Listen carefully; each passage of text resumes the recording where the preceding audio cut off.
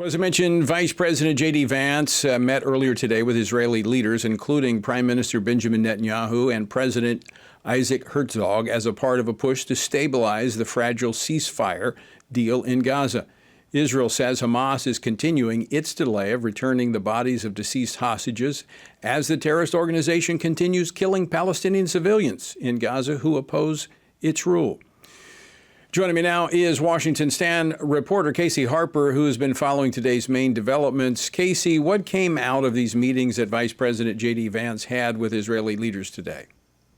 Yeah, Tony, well, there's a lot of controversy over Turkey's role in a post-war Gaza. Now, as you discussed on yesterday's program with Chris Mitchell of CBN, this Turkish presence in Gaza, it's a non-starter.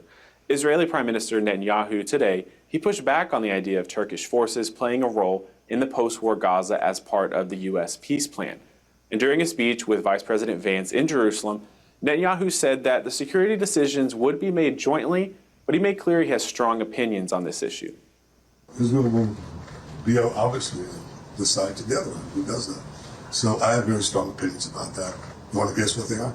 That when it comes to Israel's security, we do what we have to do. Sorry, that's always the case. That's not a question about it. America has an interest in a strong Israel, as you just heard from the Vice President, and Israel has an interest in a strong America. So the ceasefire plan, which is backed by President Trump, includes disarming Hamas, which is of course very important, but also includes deploying an international stabilization force. Now Vance, he's actually praised the progress so far and suggested he's welcoming a possible role for Turkey, but tensions between Israel and Turkey are extremely high, as you know. If you may remember that Turkish President Erdogan, he basically vetoed Prime Minister Netanyahu from attending that important Gaza peace summit in Egypt just last week, Tony. Well, I'll tell you, Casey, I share the Prime Minister's concerns. Casey, also the Israeli parliament made some news today with a vote on Judea and Samaria. What's the latest on that? That's right. A lot of big news out of Israel, Tony. So Israeli lawmakers have given initial approval to a bill that would actually extend Israeli law to parts of Judea and Samaria, which is also known, of course, as the West Bank, and is land that Christians and Jews have long recognized as part of God's covenant land with Israel. Now, the bill passed narrowly, but it still needs more votes. But it marks a bold stand from Israel to reclaim territory with those deep biblical roots. Now, a second bill to annex the Ma'ale Adumim settlement passed by a wider margin. Netanyahu's government had considered annexing parts of the West Bank back when several Western nations actually recognized the Palestinian state, but he did appear to back off from that after objections from the U.S. and warnings from key Arab states like the UAE.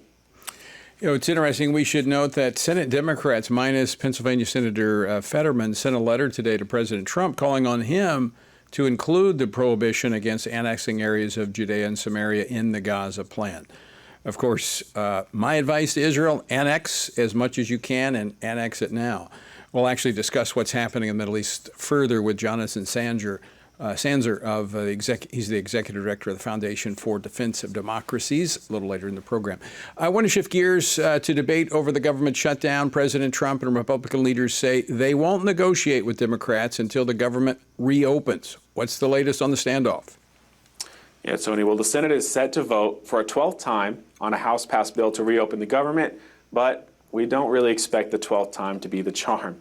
Republican leaders, as you said, are unified with President Trump and are refusing to, the way they put it is, they don't want to negotiate with a gun to their head. So this morning, House Speaker Mike Johnson, he attacked Democrats, calling them the party of nonsense, and he accused them of blocking progress.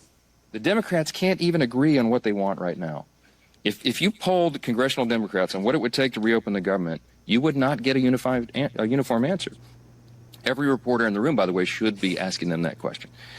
Democrats put together this haphazard grab bag of crazy leftist policy proposals when they knew that it would not be agreed upon, and they knew that it was clear that Republicans were working to do the responsible thing and offer a clean CR to fund the government. You know, meanwhile, Democratic Senator Jeff Merkley, he actually began speaking in protest against President Trump on the Senate floor last night, but just wrapped up his attack on the president. And despite the shutdown, some parts of the federal government are still running. For instance, the USDA, they're planning to reopen over 2,000 local offices to help out farmers.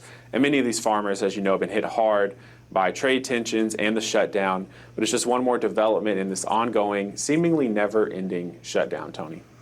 Interesting case of Senator Merkel. He was speaking for 22 hours. I guess that's in honor of the 22 days of the shutdown. All right, thanks for bringing us the latest. We'll check in with you later.